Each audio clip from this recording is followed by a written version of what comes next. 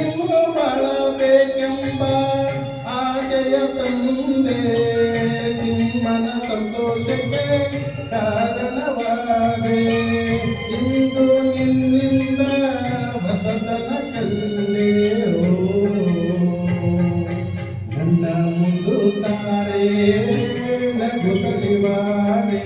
ಇನ್ನ ಬಿಟ್ಟು